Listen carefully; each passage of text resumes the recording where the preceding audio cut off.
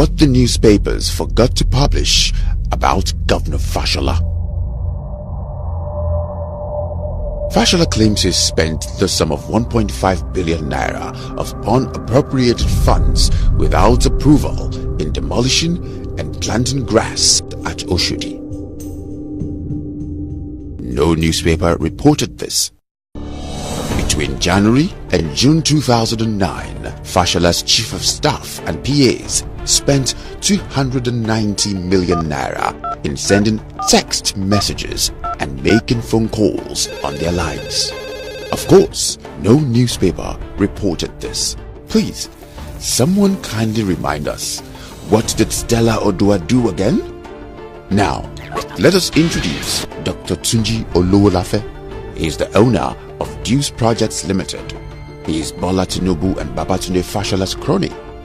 Most contracts that Fashola awards to himself are done using Deuce Projects Limited.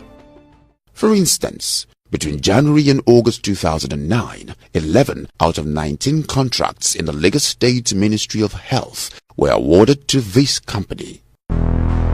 Out of 5.6 billion naira contracts in the Ministry of Health, Olowolafe alone collected 5.1 billion naira worth and was paid 70% upfront in cash. No newspaper or other news media reported this. For a state that earns averagely 360 billion naira annually from taxes, isn't it befuddling that its state-owned university, LASU, cannot boast of a hostel facility?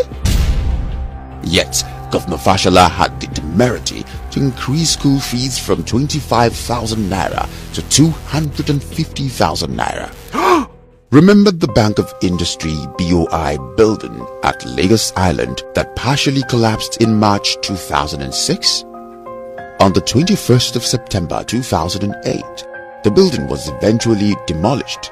Now, guess how much Fashola spent to demolish it? A whooping 1.5 billion naira. Please, be reminded that this amount is just to demolish a building, not to build one. During the Bola Tinubu administration, he awarded the construction of City Hall for 2.3 billion naira. When Fashola later came on board, he increased the contract sum to 5.2 billion naira. This project was increased by 126%. The only input he eventually made to the City Hall was to change the floor tiles to marble tiles.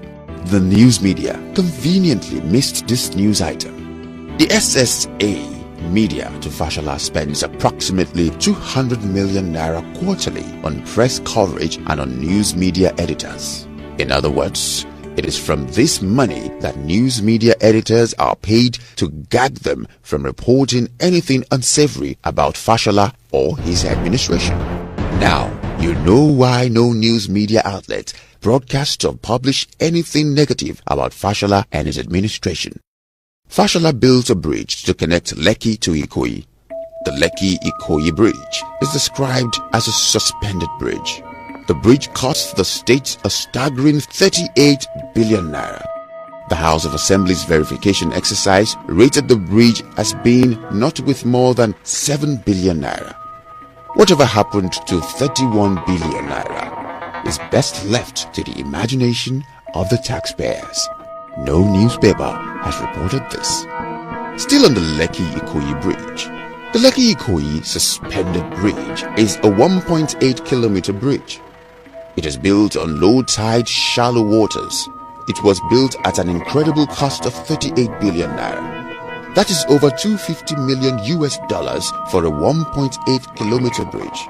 Mathematically, that translates to about 18 million naira per meter length, over $120,000 per length. In other words, 420,200 naira per inch. Between January and June 2009. Now, guess how much Fashola claimed he has used to fill the fleet of vehicles attached to his office alone? Please, brace yourself for the figure. 135 million naira. This amounts to about 800,000 naira per day. Interestingly, this was at a time that petrol was sold at 65 naira per litre. Fashola's godfather, Bola Tinubu, converted all the plots of land where Lagos Polytechnic was located at Ikosi, near the old toll gate. He chased away the Polytechnic in 2006 and went ahead to allocate the choice plots to himself. The headquarters of Television Continental TVC and Radio Continental, which is owned by him, is currently located there. As to be expected, Television Continental TVC and Radio Continental did not report this.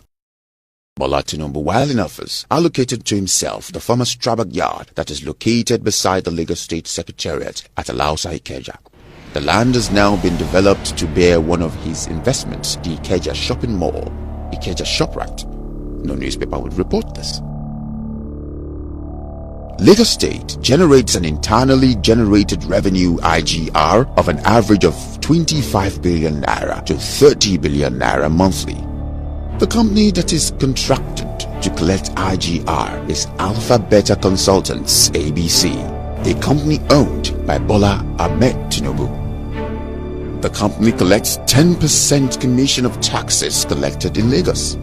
This amounts to between 2.5 billion naira to 3 billion naira monthly.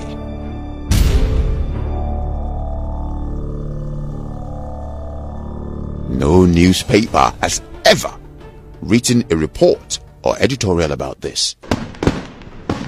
Fashola's administration spent 1 billion naira on fireworks during the New Year crossover night.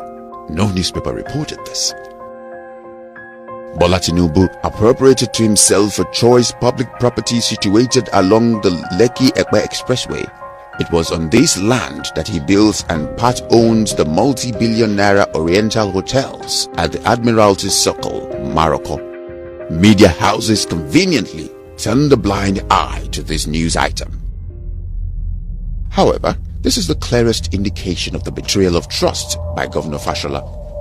This is against the oath of office he swore to. It is a violation of sections 14 subsection 4, section 15 subsection 5, section 17 subsection 2a of the 1999 Constitution, on which social objective of a just, free and equitable social order is founded.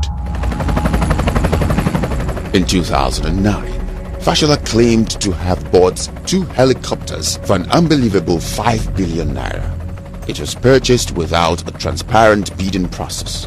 Before public attention was brought to this grand heist by the Fashola administration, the seal of the Lagos State government was on it.